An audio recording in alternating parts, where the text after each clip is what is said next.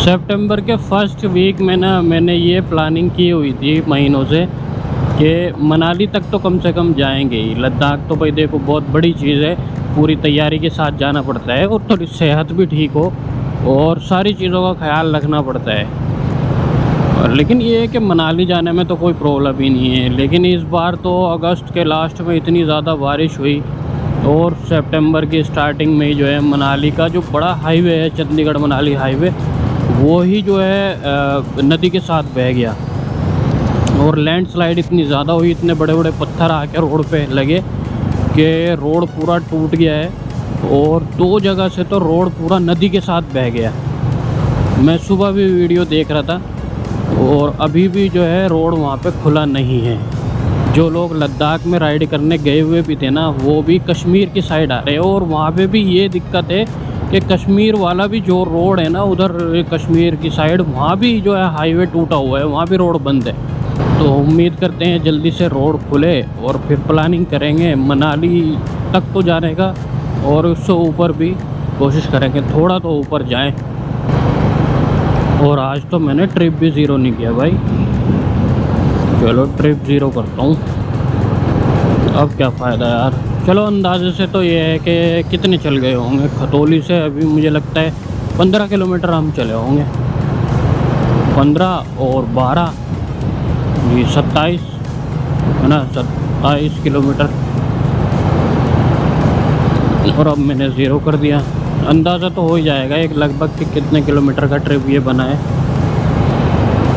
मौसम बढ़िया हो रहा है आज, बस उम्मीद यही करते हैं कि बारिश ना शुरू हो जाए यार। बारिश जब शुरू हो जाती है ना तो मोटो व्लॉग तो धरा का धरा रह जाता है, क्योंकि जो अपने गैजेट्स हैं, कैमरा वगैरह, वो सब जो है ना अंदर रखने पड़ते हैं भाई बारिश की वजह से। हालांकि गोप्रो जो है वो वाटर प्रूफ है और इंस्टा 360 तो प्योर वाटर प्रूफ है भाई 49 फीट तक। लेकिन क्या है ना, मैं बताता हूँ, गोप्रो 13 में मैंने मीडियम मोड लगाया हुआ है। मीडियम मोड लगाने से ना गोप्रो वाटरप्रूफ नहीं रह पाता, क्योंकि उसका जो ये कैप जो है वो खोल के तब लगता है मीडियम मोड। तो इस वजह से फिर गोप्रो को भी अंदर रखना पड़ता है। इंस्टा 360 को मैं यूज़ कर लेता हूँ बारिश में, लेंस पे पानी आ जाता है तो ठीक से जो है विजिबिलिटी भी नहीं होती और आवाज़ भी कैसे, मोटो व्लॉग पे आवाज़ बहुत ज़रूरी है, आवाज़ ही बंद हो जाती है। इस नहर वाले रास्ते पे ये एक मुसीबत और है, इस पे ना क्या है, ये ढाल है ऐसे, मतलब ये रोड ना ऐसे ढाल है, ठीक है। तो ज़्यादातर रोड इस साइड का टूटता है या बैठता है, तो ज़्यादातर जो बड़े वाहन है ना, जो भारी सामान लेके जा रहे हैं और चाहे पिकअप भी हो, वो ज़्यादातर इधर चलते हैं रॉन्ग साइड, इधर से जाते हुए भी रॉन्ग साइड चलते हैं इन गड्ढों को बचाने के लिए। ज़्यादातर इन गलतियों की वजह से रोड पे एक्सीडेंट होते हैं, या तो कोई गड्ढा बचाता है या कोई कट मारता है, कोई अचानक सामने आ जाता है, बस। इसलिए थोड़ा ध्यान देना चाहिए।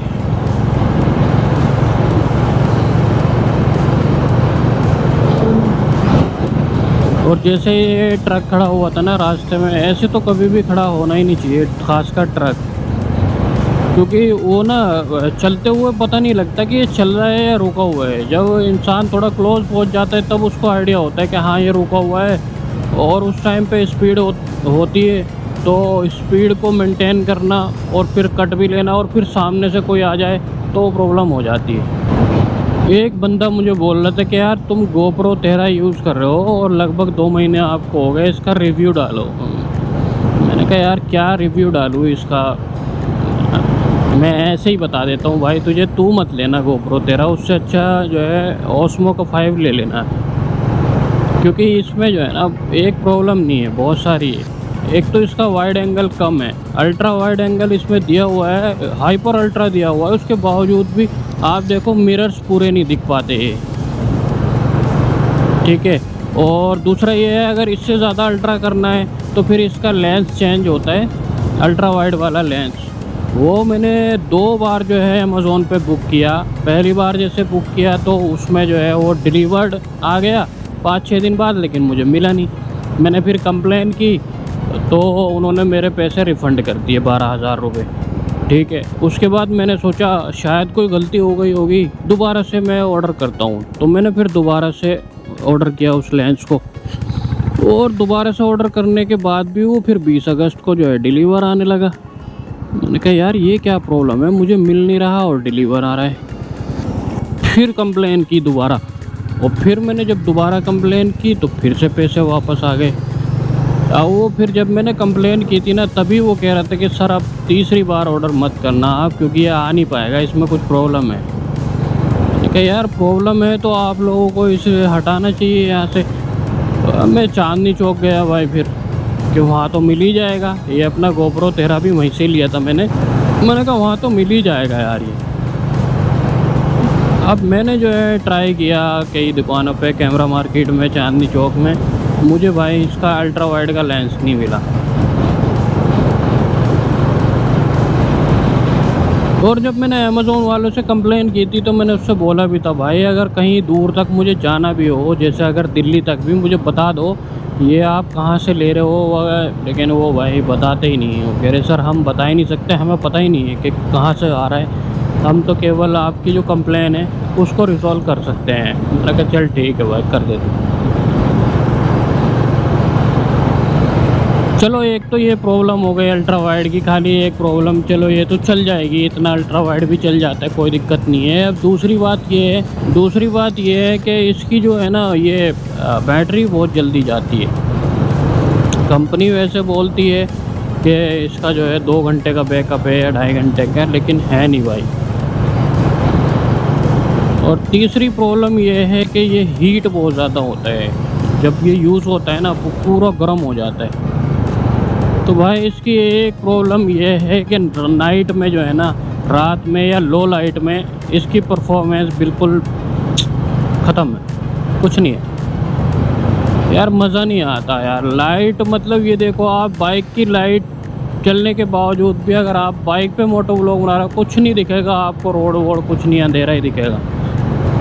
ठीक है, और वैसे भी अगर आप मार्केट में भी लाइटें सब ऑन है, बेहतरीन रोशनी हो रखी है, उसके बावजूद भी ये वहाँ भी बस बेकार। डे लाइट में तो इसकी क्वालिटी अच्छी है, लेकिन नाइट में इसकी क्वालिटी अच्छी नहीं है। ओस्मो एक्शन 5 लेते हो तो वो आपको कॉस्टिंग में भी कम पड़ेगा, और उसकी क्वालिटी नाइट में बहुत अच्छी है। मैंने बस ये गलती की थी, मैंने जो है ना बस इसका नाम देख के GoPro 13 और ले लिया था ये।